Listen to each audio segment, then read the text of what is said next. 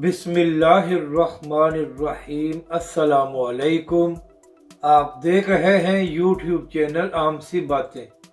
Petrol اور diesel کی قیمتوں میں اضافہ، علامہ سعد حسین رضوی کا بڑا فیصلہ، حکومت میں ہلچل مچ گئی۔ اس ویڈیو میں ہم اسی کے متعلق بات کریں گے۔ ناظرین کرام، کل رات IMF کے غلاموں نے پیٹرول کی قیمت میں 22 روپے جبکہ ڈیزل کی قیمت میں 17 روپے اضافہ کر دیا ہے۔ اس کے بعد پاکستان میں مہنگائی کا ایک بہت بڑا طوفان آنے والا ہے، جس کا سارا اثر پاکستان کے عوام پر پڑے گا۔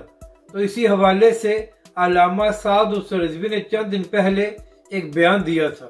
ناظرین کرام، تحریک لبیک کے سربراہ نے حکومت کو وارننگ دی تھی کہ اگر اب پیٹرول اور ڈیزل کی قیمتوں میں اضافہ کیا گیا تو تحریک لبیک پاکستان خاموش نہیں بیٹھے گی اور تحریک لبیک پاکستان ملک گیر پروٹیسٹ کرے گی۔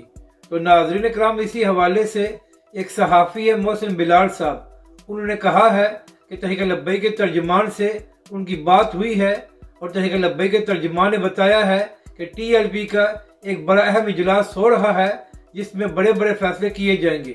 تو ناظرین کرام، ہو سکتا ہے کہ آج تحریک لبیک پاکستان اور علامہ سعد حسین رضوی جو پیٹرول اور ڈیزل قیمتوں میں اضافہ کیا گیا ہے اس حوالے سے اپنے اگلے رد عمل کا اعلان کریں، جبکہ دوسری جانب حکومت میں ہلچل مچی ہوئی ہے کہ تحریک لبیک پاکستان کس قسم کا رد عمل دے گی، کیونکہ ناظرین کرام، حکومت بھی جانتی ہے کہ علامہ سعد حسین رضوی دیگر سیاسی رہنماؤں کی طرح یو ٹرن نہیں لیتے۔